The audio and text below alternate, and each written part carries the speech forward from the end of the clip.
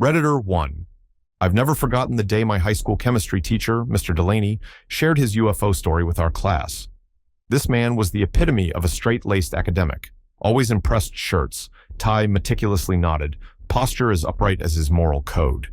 He also coached our soccer team, a role he carried out with the same calm discipline he brought to the classroom. He wasn't one to joke about far-fetched things, much less something as wild as an unidentified flying object. That's why, when he decided to recount the night he claims to have seen an enormous spaceship off the coast of Rhode Island, you could have heard a pin drop in our classroom. It was a cold Monday morning, the kind that sees half the class yawning behind their textbooks while Mr. Delaney scribbled chemical equations on the whiteboard. But at some point near the end of the period, a student blurted out a question about alien abductions, a random tangent from a conversation about cosmic radiation, if I recall correctly. Mr. Delaney paused, marker in hand. I remember the hush that fell over us as he set the marker down, folded his arms, and said in a measured voice, "Well, I don't know about abductions, but I have a story about something I saw in college, something that even now I can't quite explain." He glanced at the clock to make sure we had a few extra minutes before the bell. Then he turned around, faced us, and began. The story took place in Rhode Island, where he'd grown up. He was a sophomore in college at the time, back home for a short break. One particularly warm night, he and his girlfriend, let's call her Anna, had met up with another friend of his, we'll call him Nate, for a walk along the beach. Nate had brought his dog, a spirited retriever who bounded through the sand, chasing driftwood and seagulls. The plan was just to soak in the ocean air and maybe talk about the upcoming semester. At some point during the walk, Nate got the bright idea to explore the dunes on the far end of the beach. He and the dog took off, picking their way through the tall grass and disappearing behind a ridge of sand. Mr. Delaney and Anna strolled along the tide line, hands loosely intertwined, enjoying the mild breeze and the rhythmic crash of waves. They found a spot to sit, just out of reach of the surf, close enough that the briny air left a salty taste on their lips. Mr. Delaney described how the sky that night was unusually clear. They could see a spray of stars overhead, clusters of them shimmering in patterns he'd only read about in astronomy books. Anna leaned her head on his shoulder. He admitted to us, his high school students, that in that moment, his biggest concern was whether to kiss her goodnight or wait until later. He was young, a bit shy, and not at all thinking about extraterrestrial matters. That's when something caught his eye. A bright light, no bigger than the tip of a pencil if you held it against the sky. At first, he thought it might be an airplane, but the light didn't blink or move in a straight line. It seemed to drift, almost lazily across the stars. He pointed it out to Anna, who watched with mild curiosity. Then, abruptly, the light grew in size, not just gradually, but rapidly, as though it were plunging straight toward them. In the span of maybe 15 or 20 seconds, it went from a pinprick to a dazzling orb that cast reflections on the ocean's surface. He recalled how his heart started hammering. Anna gripped his hand so tightly he could feel her nails. Neither of them spoke as the light expanded into a definite shape, luminous, but without any audible sound. Within another half-minute, it was hovering above the water, some distance from shore, maybe a few hundred yards out, yet so large that it dominated their view of the night sky. Mr. Delaney described it as a giant wide oval, almost like two saucers joined rim to rim, ringed by lights around the middle. The bottom had a brighter glow, a kind of spotlight that cut through the darkness, illuminating a patch of ocean directly beneath. He told us he'd never witnessed anything so silent and immense. The craft just hung there, maybe 50 feet above the waterline, barely swaying. He guessed it had to be at least the length of a football field. For 30 seconds, time seemed frozen. The beach abruptly hushed as even the waves felt muted in his ears. His mind raced with questions. Was it a military project? A trick of the atmosphere? Some bizarre experimental blimp? Anna squeezed his hand harder, whispering, "Do you see that?" As if he could possibly miss it. He could only nod, speechless, adrenaline roaring through his veins. His senses were on high alert, every hair standing up on the back of his neck. He noticed no windows, no distinct markings, just a ring of lights around the circumference and that one luminous circle at the bottom. Then, just as swiftly as it had arrived, the entire craft shot off. Mr. Delaney struggled to describe the motion. He said it didn't accelerate in a typical arc or speed. Up gradually, it simply streaked away at an impossible angle, diagonally upward into the night sky, shrinking to a bright point before vanishing altogether. The surface of the ocean fell back into darkness, as if a colossal spotlight had suddenly been switched off. Anna let out a shaky gasp, and Mr. Delaney realized he was trembling too. When Nate and the dog emerged from the dunes a few minutes later, still none the wiser, Mr. Delaney and Anna were too stunned to speak coherently. They just sputtered about some enormous craft. Nate laughed at first, thinking they were pulling his leg, but he soon realized they weren't joking. The dog remained oblivious, wagging its tail at the moonlight, not at all reacting to any disturbance. Nate shrugged it off. He said maybe it was a trick of the eyes or a late-night helicopter with weird lights. But Mr. Delaney couldn't buy that. No helicopter in the world moved silently that close to the ocean, nor did they vanish at such a breakneck speed. Nah. He and Anna decided to drive straight to his parents' house and tell them. This was well before the cell phone era, so there was no quick way to call or record video. They just got in the car and sped home. By the time they arrived, his parents were still awake, sipping tea in the living room. Mr. Delaney and Anna burst in, talking over each other, describing an enormous glowing craft that defied explanation. His mother suggested they might have been mistaken, while his father listened with a skeptical frown. Finally, to test whether they were pulling some elaborate prank, his parents had each of them go into separate rooms, gave them blank paper and pens, and asked them to draw exactly what they'd seen. No talking, no comparing notes. Just 2 pieces of paper, 2 frantic hearts, and a memory that felt seared into their minds. Minutes later, they emerged. Sure enough, each drawing showed an oval shape with a ring of lights around the center and a single bright light beneath. Even their estimates of how far it hovered above the water matched. His parents exchanged glances, clearly taken aback. They couldn't just dismiss it as imagination when the 2 sketches were nearly identical. At this point in the story, Mr. Delaney, still standing at the whiteboard in our chemistry lab, took a deep breath. Then, for the sake of visual clarity, he drew an oval on the board, added a ring of little circles along its midsection, and a big glowing circle at the bottom. Something like this, he said. You could almost feel the ripple of chills moving through the class. We were all transfixed. This was the sort of stuff you'd expect from movies, not from the mouth of your by-the-book chemistry teacher who'd never cracked a smile at even the goofiest student jokes. He concluded by telling us that he never claimed to have seen aliens or that it must have been from outer space. He only knew he and Anna had seen a craft, a silent, massive one, that appeared and vanished without a trace. No conventional aircraft could account for that motion and speed, at least none that he was aware of. He acknowledged that some sort of advanced military technology might be a possibility, but in the late 1970s, he'd never even heard rumors of such capabilities. Whatever it was, it left him profoundly humbled, and, for a while, more than a little spooked. We bombarded him with questions. Did you ever see it again? Did you read about other sightings that same night? Was there a UFO report in the news? He admitted he and Anna scanned the local papers for days afterward, but found no mention of strange lights. No one else seemed to have reported it. Perhaps it was because the beach was quiet that night, or maybe others dismissed it. Either way, the memory stayed with him, and he assured us it was no joke. He wasn't trying to convert us into believers, just sharing what he'd experienced. I remember walking out of class that day feeling a mixture of awe and disbelief. Mr. Delaney's sincerity was undeniable, and that made the story so much more gripping. Over the years, I've thought about that UFO he described, the oval shape, the ring of lights, how it hovered silently above the ocean, then shot off at what he called an impossible speed. Maybe it was just advanced technology from one of Earth's militaries, or maybe it was something else altogether. Regardless, it certainly rattled him enough to retell it decades later to a group of hormone-addled teenagers in a high school chemistry lab. For me, that day shattered the assumption that all authority figures would laugh off the idea of UFOs. If a man as composed and logic-driven as Mr. Delaney could witness something so inexplicable, then maybe the world held more mysteries than I realized. I never looked up at a starry sky the same way again. Sometimes, I still imagine the hush of the ocean at night, a sudden glow expanding above the waves.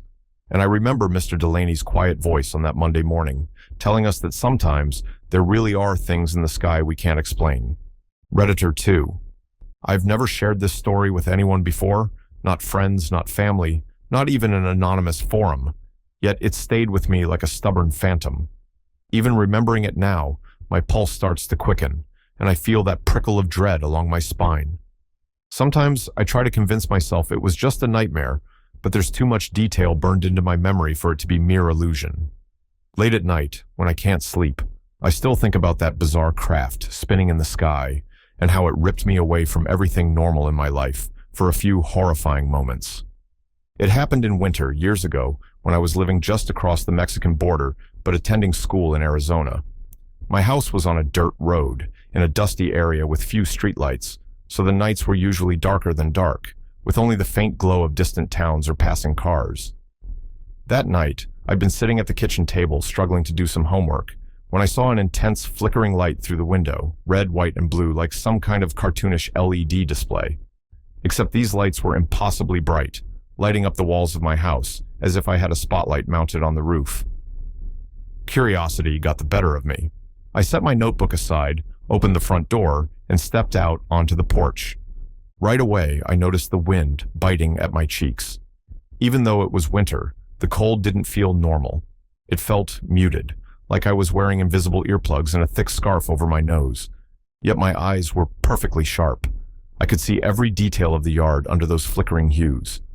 The lights were so intense, I half expected to hear a thunderous hum or some pounding bass.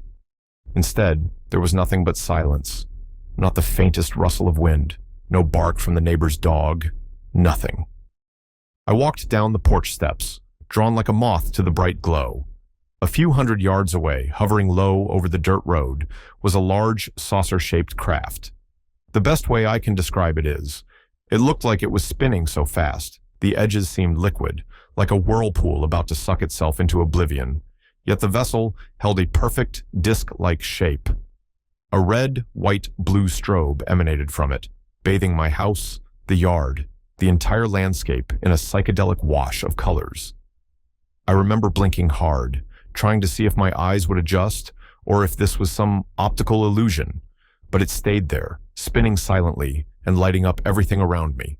A sudden flash of white light exploded from its center, and in that instant, I felt a lurch in my stomach, like stepping off a cliff, that free-fall sensation. The world snapped to total darkness for what must have been a split second. When vision returned, I was no longer in my yard. Instead, I found myself laid out on one of the metal picnic tables under the ramada at my high school in Arizona, dozens of miles away from my house across the border. It took my mind a few disoriented seconds to process what I was looking at. The huge steel roof of the ramada soared above me, corrugated metal shining faintly in artificial light. Rows of identical tables surrounded me, though the place was eerily deserted. I tried to move, to push myself upright, but my arms wouldn't budge. My chest felt constricted, like I was strapped down, though I couldn't see any restraints. And I realized with a jolt of alarm that my jacket and shirt were gone. I was bare-chested, the cold air pricking my skin. That same odd numbness from before still muted all sensation except sight. No smell of dust, no taste of the dry winter air, no sound at all. It was like my nerves had gone on strike. My eyes roved to the wide field beyond the ramada, the soccer and football field, a grassy expanse where I'd seen countless after-school practices and games. Now, in the middle of that field, the craft hovered at ground level, motionless. There was no spinning, no display of bright colors.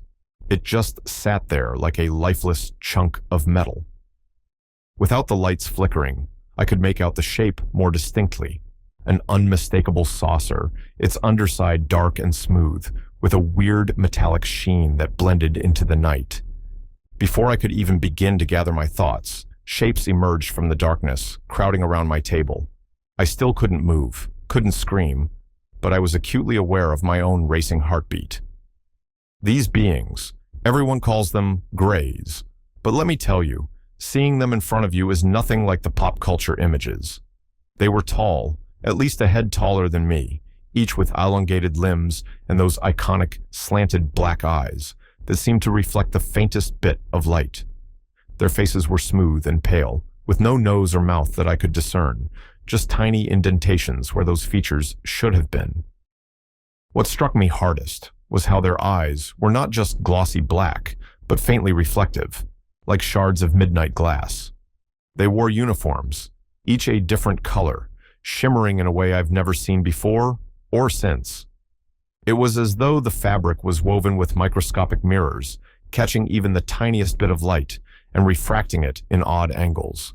Green, purple, silver, blue. I counted at least 4 different hues. One of them, sporting a metallic gold uniform, leaned in closer to me. Its face filled my entire field of vision, and I felt my breath hitch, that primal fear clawing at my throat. I tried to scream, but my voice refused to work. I felt the scream trapped in my chest, a dull ache I couldn't release. Time fractured. I don't know if it was seconds or minutes or hours, but they stared at me, those huge eyes reading every flicker of terror on my face. I saw them exchange glances, though none of them spoke. Or if they did, I couldn't hear a thing. My own heartbeat thundered in my ears, the only sound in that void of silence. One of them slowly reached out a spindly hand, fingertips inches from my bare chest. Then, just when I expected to feel its touch, everything erupted in another flash of light. Suddenly, I was standing on the dirt road by my house again. The red, white, and blue lights were gone. I had my jacket and shirt on, but I felt disoriented, dizzy. The wind stung my cheeks and carried the scent of dust.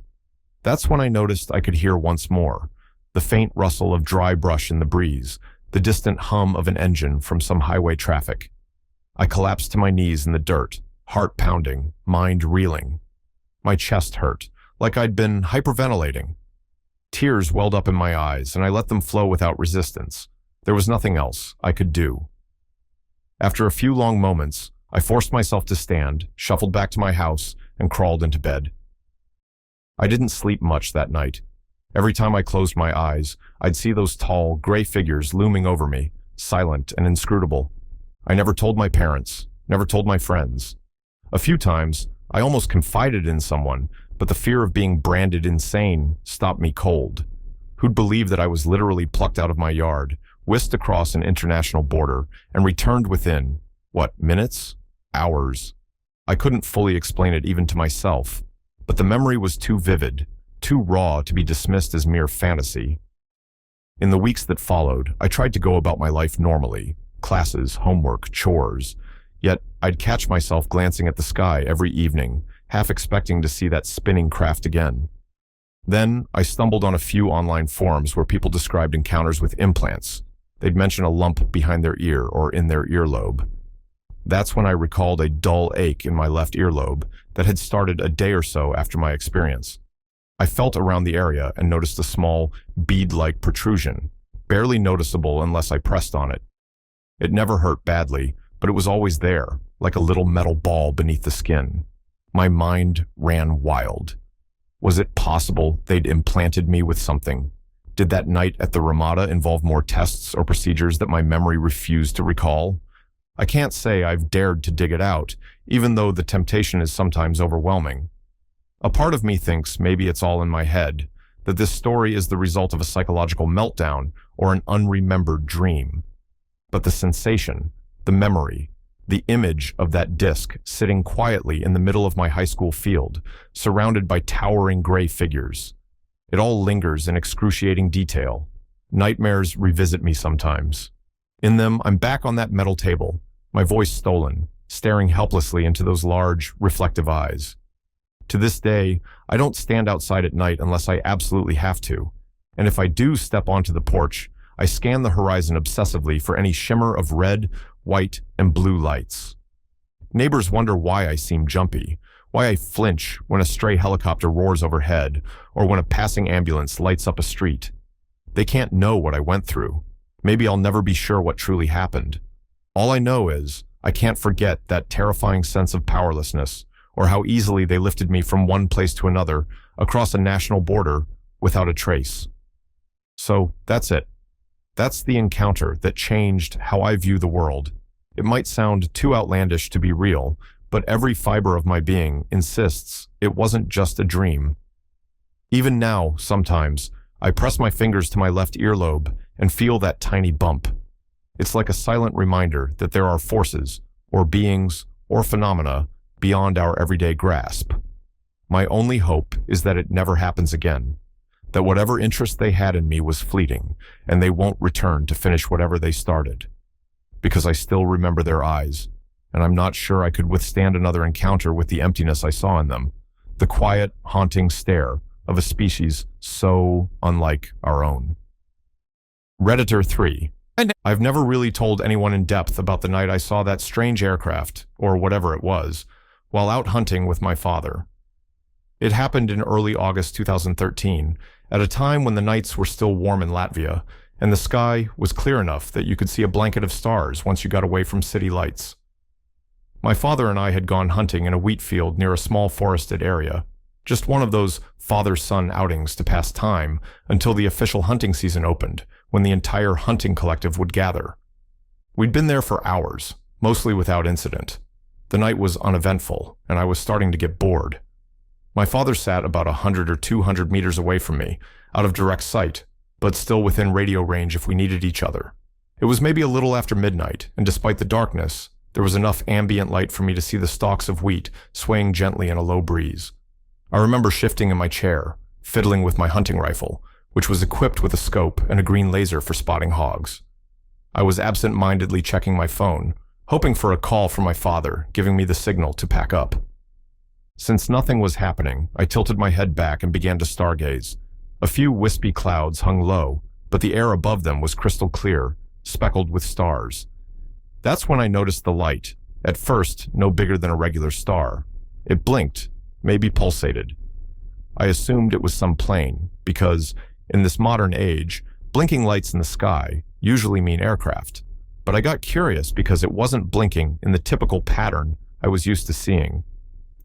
Intrigued, I lifted my rifle and peered through the scope.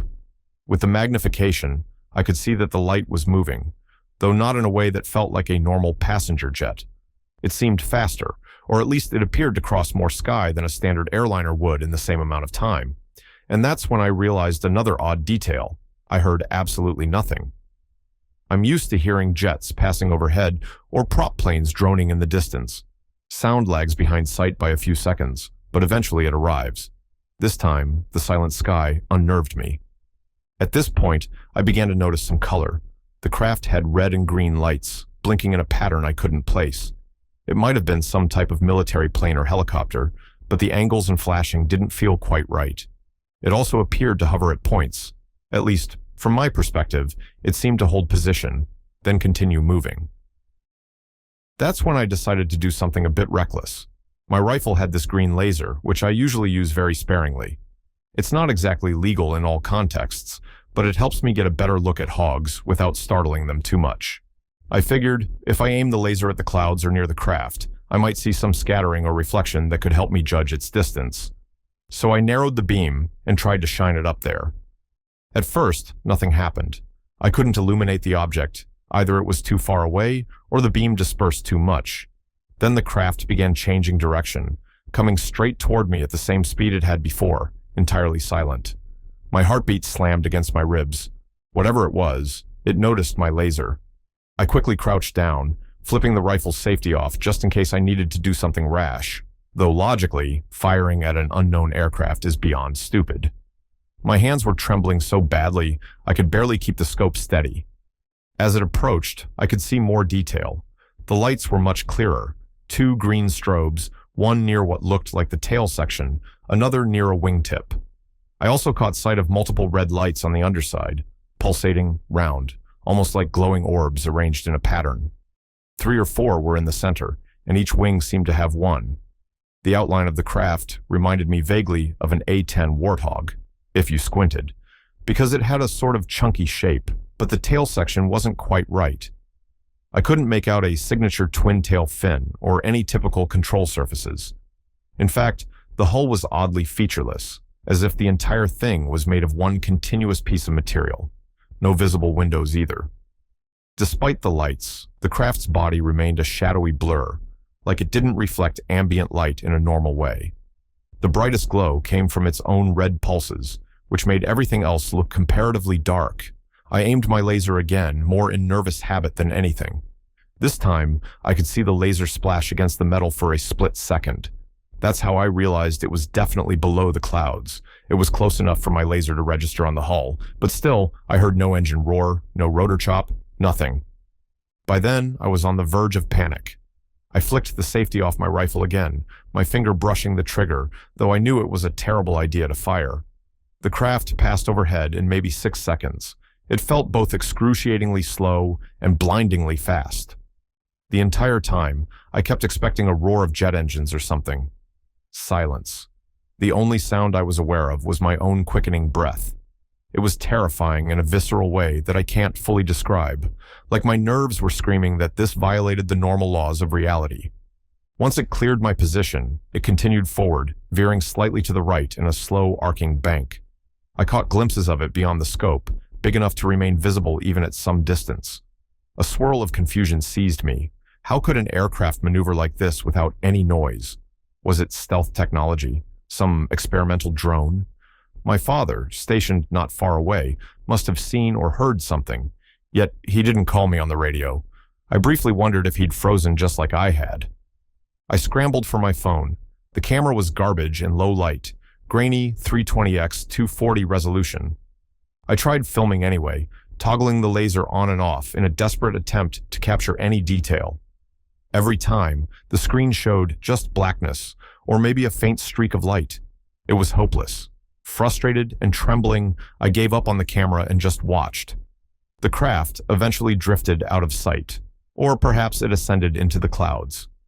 It wasn't a sudden disappearance, no poof, vanishing act you hear in some UFO tales. It just moved off until it was gone. All in all, I think I tracked it for about 8 minutes after I started filming. Though my sense of time was so warped, I can't say for sure. By the time I heard my father's call on the radio, some routine instruction about packing up my gear, I was still in a daze. "What's wrong?" he asked when I arrived at the car.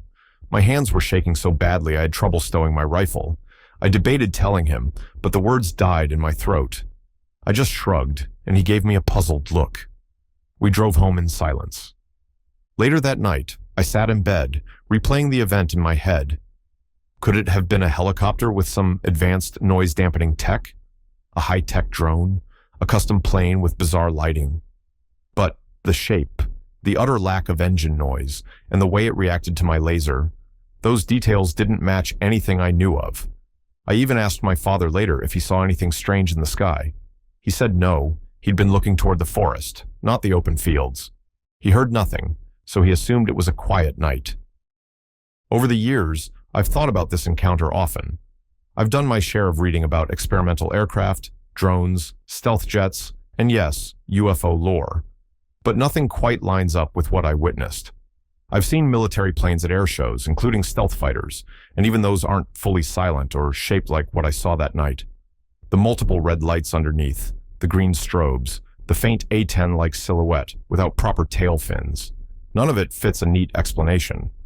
I'm not here to claim it was an alien spacecraft. It might have been a human-made experimental project, but I can't deny it defied my expectations of what normal aircraft can do. The memory of that eerie silence, my frantic heartbeat, and that weird red-green glow haunts me. Sometimes, late at night, I think back to the moment it turned and flew straight at me, as though it noticed me and my laser. Part of me is glad it didn't do anything worse, while another part wonders if it was simply curious, or if I was fortunate that it simply passed on its way. The older I get, the more I realize how vast our skies are and how little we actually understand. I've since gone on many more hunts, some in that same wheat field, but I've never seen anything like that aircraft again. Sometimes I look up at the night sky, searching, half hoping, half dreading that it'll return. Because in that small span of time, I felt what it's like to brush against something unknown. And there's no forgetting the feeling of your own stomach dropping when it sweeps overhead, silent and impossibly present, defying every assumption you thought you knew. Redditor 4. I've never forgotten just how badly my hands were shaking that night. One moment, I was crouched in a dark wheat field with my hunting rifle, scanning the moonlit rows for any sign of wild game. The next, I was staring up at something in the sky that both terrified and fascinated me so much that I ended up fumbling around and failing to reload it properly. Even now, whenever I think back to that night, I can still feel the ghost of that panic in my chest. My father and I were out hunting alone, a few days before the official season opened. We'd chosen a wide-open wheat field near a tree line, each of us staked out about 100 meters apart. He'd instructed me to wait for his call before packing up. This had become our usual routine. Most hunts in that field were quiet and uneventful, with maybe a bored rabbit darting by, or the distant call of a fox echoing through the night. But on this particular evening, I found myself battling the most unsettling experience of my life. It started out normal enough. The moon was high, illuminating the fields in silvery light, while a gentle breeze ruffled the wheat stalks. After hours of inactivity, I was getting restless. I had a green laser attached to my rifle, an accessory I used sparingly to avoid startling animals. Legality aside, it helped me scope out details in the dark without shining a flashlight everywhere. With nothing happening, I occasionally flicked it on, tracing the horizon out of boredom. In the back of my mind, I knew my father would scold me for wasting the batteries, but I didn't expect anything to come of it. Then I noticed a flicker overhead, a light moving across the sky. At first, I thought it was a standard airplane, maybe approaching or departing a far-off airport. But it pulsed in a way that felt off. Red, white, maybe green strobes. I aimed my rifle scope toward it, expecting the typical shape of a plane. Instead, it glided soundlessly, with no hum of jet engines, no faint propellers. Just utter silence against a backdrop of stars. Curiosity overcame caution. I braced the rifle on my knee, narrowed the laser beam, and pointed it at the sky. I'd done it before with clouds to gauge altitude, but this time I'd half hoped to see the beam flicker against the object, perhaps revealing it to be a helicopter or a drone. Instead, nothing happened for a moment. Then, the craft pivoted and started coming my way. My heart sank, adrenaline surging. In the confusion, I realized I'd ejected a round from the rifle's chamber, intending to reload, but my hands trembled too violently to line it back up. The bullet clattered onto the ground. The craft moved closer, still dead silent, lights pulsing brighter the nearer it got. My mind went blank. I remember thinking, pick up the round, reload, do something, but it's like my body refused to follow orders. The craft passed overhead in a steady glide. I managed to keep the laser trained on it just long enough to see the green beam reflect off its hull for a split second, proof it was below the cloud cover. Even from my limited vantage, I could tell it was larger than a typical small plane, yet it didn't resemble the commercial airliners I sometimes spotted at cruising altitude. The underside had multiple red lights, arranged in a pattern that looked like it should mark wings and a tail section, but I couldn't make out standard control surfaces. It was as if the entire body merged into one seamless shell. And still, no sound, no engine drone, just the swoosh of the wind through the wheat. Terrified, I knelt there, the rifle's safety off, the muzzle angled skyward, though I had no real intention of firing. I barely had the wherewithal to keep from dropping the rifle altogether. After maybe 6 or 7 seconds, the craft had moved over me and was drifting away, curving gently toward another portion of sky. I tried to remember the bullet at my feet, but my legs felt locked in place. By the time it disappeared behind a stand of trees, my breath was ragged, sweat dripped down my temples, and I still couldn't bring myself to reload the weapon. 10 minutes later, though it felt like hours, my father called me on the radio, just his usual gruff instructions. "All right, gather your stuff. We're heading back." That was it. No mention of any weird lights overhead, no urgent questions about UFOs, nothing. When we got into the car, my mind was still spinning, replaying the craft in my head on a loop. Before I could say anything, he sighed and scolded me for shining that laser around so much. He'd caught a glimpse of the green beam flickering skyward and had assumed I was just bored, aimlessly fooling around. I wanted to blurt out everything, how it had come straight at me, how the lights were nothing like normal aircraft, how it never made a sound. But the words wouldn't come. My father didn't even think to look up. Maybe he figured any plane overhead was normal, or that I was being an idiot, draining the laser's battery. I just stared out the passenger window in stunned silence, the taste of copper in my mouth from biting my tongue. Later, at home, I realized I'd crammed the dropped bullet into my pocket without even noticing. My hands shook as I placed it back into the ammo box. Over the next few days, I mulled over what I'd seen, half hoping I'd read a news story about an experimental aircraft passing through, or maybe local chatter on social media. Silence. No one else reported any odd lights or bizarre planes that night. Still, the image remained vivid in my mind.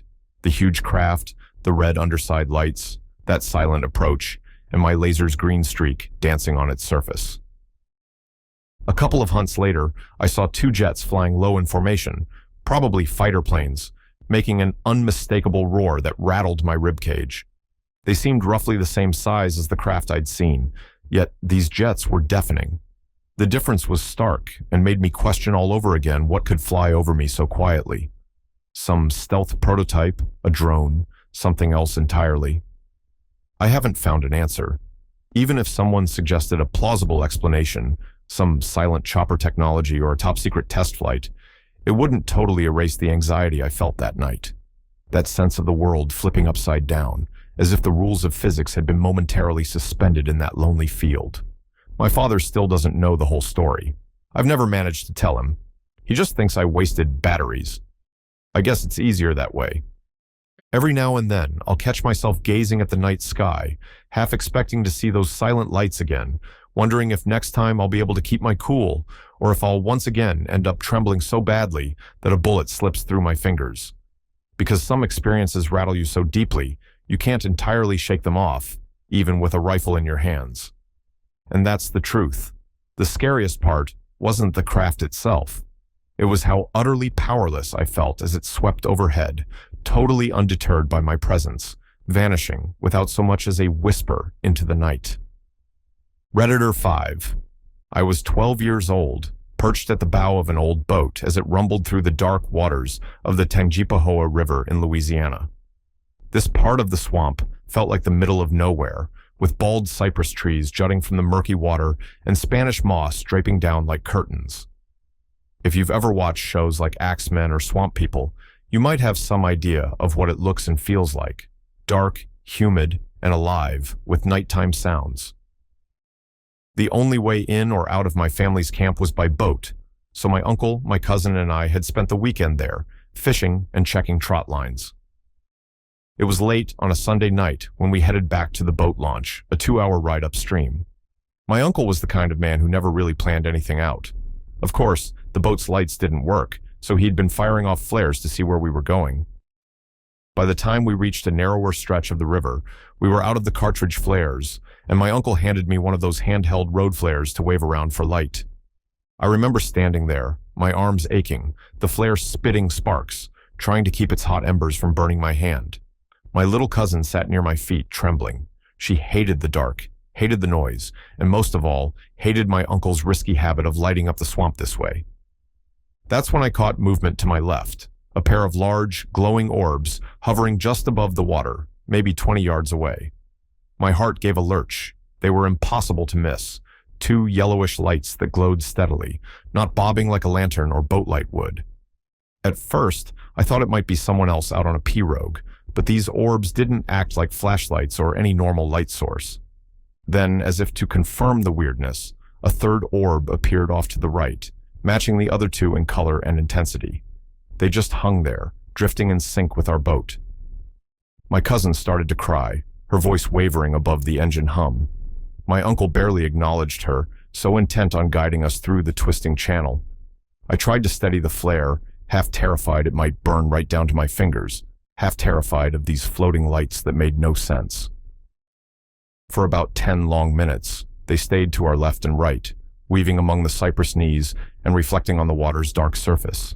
Every time I blinked, I expected them to vanish, but they never did. Then, as the river straightened out a bit, those orbs rose higher, drifting above us until they formed a triangle in the night sky. It was hard to guess how high up they were, maybe just over the treetops, or maybe much farther, but they were bright enough to see clearly. There was no sound from them, no hum or engine whine, just the muffled roar of our own boat's motor and the fizz of my flare. It felt like they were watching us, guiding us, or maybe warning us.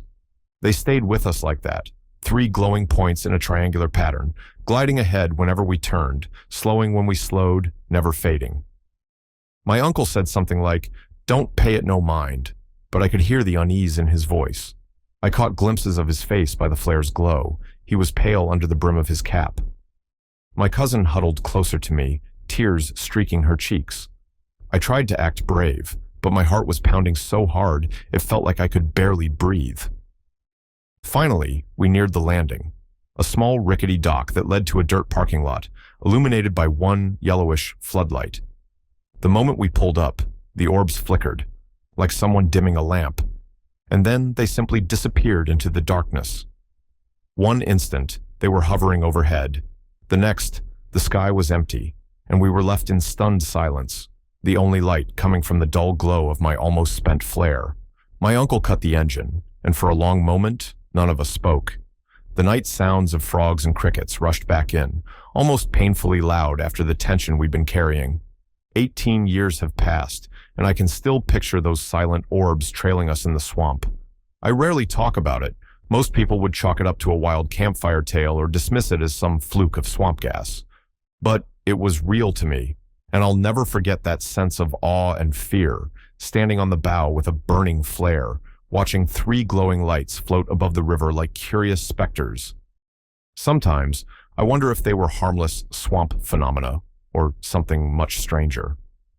All I know is that moment changed how I look at the dark corners of the world. There's more out there than we understand, and for a few surreal minutes on a humid Louisiana night, I saw it firsthand. Redditor 6. I was about 8 or 9 years old, so this must have been somewhere around 1994, when I had one of those childlike, awe-inspiring experiences that stays with you long after you've grown up. It was late, probably around 9 at night, because it was already dark outside, and I recall it being cold, maybe winter. My mom had just picked me up from a local sports center where I'd been playing five-a-side football with a friend. The road we drove on is one I still use from time to time, so I can picture exactly where I was when the sky first caught my eye. All of a sudden, I noticed a cluster of lights, bright points moving through the night. Their colors were vivid, but somehow muted too. Blues, oranges, reds, greens, almost like someone had drained out the saturation, but left just enough color to be striking. They seemed to be heading southeast, though at the time, of course, I had no sense of compass directions. I just knew they were drifting away at an angle. As I watched, some of these lights broke into smaller specks, like fireworks, except they didn't burst or fizzle out immediately. Others, if you followed them for long enough, would disappear, or maybe they just faded too far away to see. Occasionally, new lights would wink into view, filling the gaps left by the ones that vanished. My friend and I were wide-eyed in the back seat, staring out the window, pointing them out to each other every time a new one glowed or split in two. We were excited, convinced we'd discovered something huge and unexplainable. "Mom, look," we kept saying, but my mother, busy navigating the roads, seemed mostly unbothered. She glanced up, said something like, "Huh, that's odd," but never really engaged. I remember thinking, how can she not find this amazing? Once we pulled into our driveway, I leapt out of the car to keep watching, even though it was cold. I wanted to be absolutely certain I wasn't just seeing reflections in the glass or some trick of the window. But no, they were still there, tiny, glimmering lights, drifting, merging, sometimes splitting off into even smaller bits, dancing across the sky.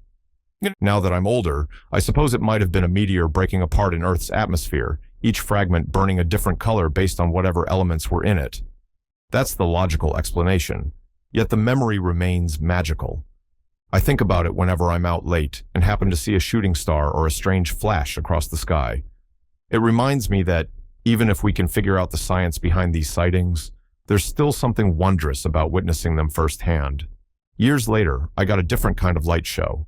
I was in college, playing Counter-Strike online at some unholy hour, maybe 3 a.m. My dorm room was lit only by the glow of my computer screen, but suddenly I noticed everything around me go dim, almost like a brownout. Then came a rumble, not a typical thunder sound, but a low, electric grind. I glanced out my window, and the sky flared up with this eerie blue-green glow. It was as if a giant neon sign had flickered to life just above the rooftops. My heart pounded. At first, I half expected we'd been hit by a meteor right there in the city, but the next day, the campus chatter explained it. Someone had drunkenly broken into the local electrical transformer station and started poking around. The surge from that vandalism caused the power to fluctuate, and the arcs inside the station lit the sky in those shocking blues and greens. It didn't end well for them. Electricity is no joke. But that brief spectacle made for one unforgettable night. Between those two moments, the strange lights I saw as a child and the sudden transformer burst in college, I've come to realize that sometimes a dazzling display in the sky might be an epic cosmic event, and sometimes it's just human mischief gone tragically wrong. But both remain locked in my memory, reminding me that we live under a sky capable of surprise, whether it's a meteor taking its last blazing gasp in our atmosphere or a rogue spark of electricity illuminating the night. Redditor 7. I've never forgotten that semester in Chicago. It was the first time I learned that sometimes life throws you for a loop in the most unexpected ways. I was in college then, living in a cramped studio apartment a block away from Lake Michigan. My building was nothing fancy, rickety radiators, thin walls, and a creaky front door. But it was close to campus and boasted what I considered the ultimate perk, a short walk to the lakefront whenever I needed a break from textbooks and lecture halls. That semester, I had a class on modern literature, which was one of those subjects I pretended to love because it felt sophisticated. But in reality, I dreaded all the dense essays and endless reading assignments. Still, it turned out to be the luckiest course of my life, because that's where I met Nicole. Let's call her that, though it wasn't her real name. Nicole was dazzling, tall, with cascading dark hair, killer style, and a quick wit that cut through the usual dull classroom discussions like a blade. I remember the first time I saw her. I was half zoning out, doodling in the margin of my notebook, when she swept into the lecture hall in a red scarf, smiling at everyone like she'd known us for ages. She took a seat near me, and the second she caught my eye, I felt an electric jolt. To my surprise, she actually spoke to me after class. We chatted about our professor's monotone voice and the absurd amount of reading we were assigned. Over the next few weeks, we formed a study group with a few other classmates, but of course, I spent most of those sessions obsessing over the way she flipped her hair or sipped her coffee. It didn't take long for me to realize I was hopelessly smitten. Unfortunately, it didn't take long for me to sense that she saw me as a buddy, or maybe a note-taking partner, but not the romantic interest I longed to be. I made an effort, inviting her to cafes to study, offering to help with her essays, dropping hints about my interest, but she didn't seem to pick up on them. If she did, she played it so cool that I was never entirely sure. That's how I ended up in a bizarre state of half-hopeful limbo. The friend zone, if you will, though I hated that term.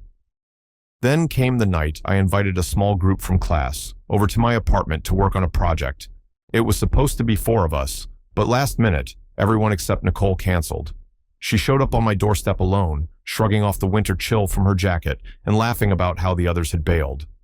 I tried to act calm, but my mind was racing. Was this a sign I had a shot with her, or would the friend zone remain my personal prison? We ended up ditching the project, deciding on a whim to take a stroll along the lake. I loved walking there after dark. The city lights cast themselves across the water in a shimmering mosaic, and sometimes you could spot planes drifting into Midway or O'Hare, their lights flickering far above the skyline. That night, though, the wind was biting, and I kept offering Nicole my jacket, which she politely declined. She seemed distant at first, like her mind was somewhere else, but soon we found a comfortable rhythm in conversation, talking about everything from literature to the meaning of life, the kind of wide-ranging discussion that feels possible only when you're in your 20s and still think you can figure out the whole universe in one go. Suddenly, Nicole stopped walking. "What is that?" she said, pointing out over the lake. I followed her gaze and saw a single light dancing above the water. At first, I thought it was a plane or a helicopter, but it moved with a strange, zigzag pattern, unlike anything a normal aircraft would do. We stood there, transfixed, as one light became two, then three, flickering in and out of view. They hovered, then streaked sideways in a blink, defying everything I knew about how planes or even drones should behave. My mind started racing with possibilities. Was it a UFO? Some top-secret military test? Or just a trick of the eyes? Nicole was equally stunned. I watched her expression shift from confusion to awe. We found a bench near the shoreline and sat, elbows resting on our knees, staring at these peculiar lights, occasionally glancing at each other to confirm we weren't imagining it. The show lasted a good hour, with no sense of losing momentum. The lights drifted, darted, vanished, and reappeared. At one point, Nicole grabbed my hand, and that one simple gesture sent sparks through me that rivaled the spectacle overhead. "It could be aliens," she whispered, half joking but half serious. Her tone was hushed, like we were kids talking about ghosts around a campfire. Despite the cold, neither of us wanted to leave. Eventually, though, the lights faded for good, leaving the sky empty and black. When it was over, Nicole looked at me with an intensity I hadn't seen in her eyes before. She started speaking about how small we are in the universe, how fleeting our existence might be, and how experiences like this force you to question what else could be out there. We ended up wandering back to my apartment in a kind of daze, too excited to sleep. One thing led to another. Maybe it was the adrenaline, maybe it was the cosmic wonder, or maybe it was just the culmination of weeks of tension, and we ended up in my bedroom. Let's just say the friend zone got a little blurred that night, as we discovered each other in ways that only hours before I'd barely allowed myself to dream about. The next morning, everything felt surreal. Nicole joked about how aliens must have messed with our heads. We parted ways with a lingering kiss, and though we didn't define anything, I felt like maybe things were shifting between us. For the next few days, I walked around campus floating on air. I barely cared about my homework. All I could think about was that night on the lake, the bizarre lights, and the ecstatic turn of events afterwards. But life has a funny sense of humor. A few weeks later, I was back at that same spot along the shore with a close buddy of mine. We were taking a break from studying, and I decided to show him where I'd witnessed the UFO. Of course, I had to regale him with the entire tale, how Nicole and I had sat on a bench, mesmerized, and how the lights had basically steered me out of the friend zone for a glorious night. He teased me, half joking that I'd conjured up some illusions just to impress her. I insisted it was real, pointing out exactly where we'd seen the lights dancing above the waves. Mid-conversation, I spotted movement again, high above the waterline. My heart soared. Was I about to prove the story to my friend? Sure enough, there were lights, faint, bobbing, weaving in strange patterns, not at all like the direct flight path of a standard aircraft. My buddy's eyes widened, and he murmured, "Dude, you're right, that's weird." We watched silently as these flickers flitted back and forth, but then the clouds shifted, and the glow from the city reflected off them in a way that illuminated the scene more clearly. That's when I realized what Nicole and I had seen all those nights ago. Those dancing lights weren't otherworldly ships. They were birds, probably seagulls or some other nocturnal flyers, cruising 100 yards offshore. The interplay of city light on low clouds and the birds' wings had created this shimmering effect, making them look like floating orbs.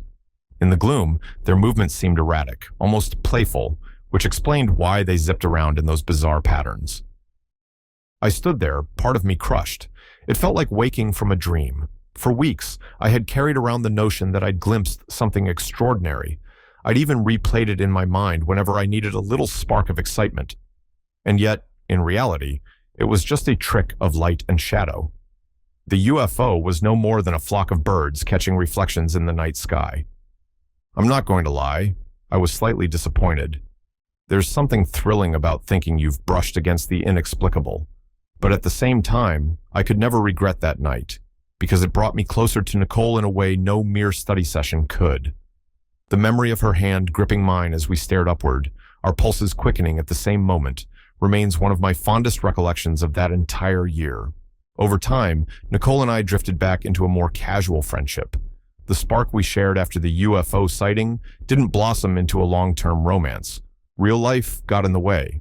Other classes, other obligations, new relationships. But we stayed friendly, sometimes laughing about that night by the lake and how for a brief moment we believed we'd witnessed something from another world. I suppose, in a sense, we had.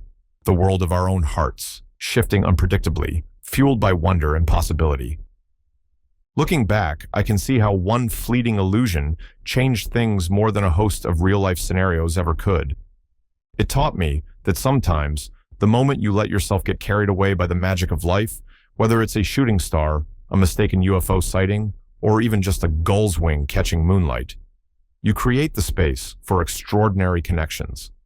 Even if those connections don't last forever, they remind you that you're alive and capable of being astonished by something beyond the mundane.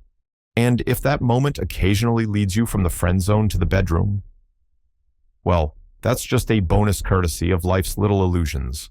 At the end of the day, we chase after the unknown, hoping it might change us in ways we can't predict. Sometimes it's real, sometimes it's birds. Either way, the memories linger, and you never look at the lake or the sky above it quite the same way again. Redditor 8. I was 19 years old and living with my girlfriend's family in a rural part of eastern Canada, a sprawling landscape of rolling fields, dense pine forests, and an open sky that seemed to stretch on forever. Her mother and father shared the house with us.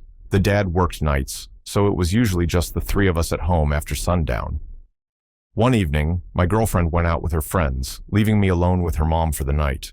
I didn't mind. I'd planned to curl up in my room with a book, letting the quiet of the countryside lull me into a sense of calm. It must have been close to midnight when it happened. I was upstairs in my room, lost in a well-worn paperback, when the dog began barking, howling, yelping, sounds that cut straight through the silence and made the hair on my arms stand on end. I remember pausing, mid-sentence, listening to the ruckus coming from outside. The dog, tied up near the back porch, was going absolutely nuts, as though it had seen a ghost. At first, I assumed there might be a stray dog or maybe a coyote prowling around, and our dog was letting them know they weren't welcome. I quickly set my book aside and headed downstairs, pulling on a pair of boots by the front door. My plan was simple: dash out there, figure out what was spooking the dog, and hopefully keep any canine skirmish from escalating. But the moment I flung open the door, a blast of cold night air hit me, and with it came the echo of what felt like every dog in the county howling in unison. I heard barks, whines, yowls, coming from every direction. Distant farms, hidden houses beyond the tree line, maybe even as far as the next township. It was unnerving, like a primal alarm had sounded. I stepped onto the porch, scanning the property for any sign of trouble, when something at the horizon caught my eye.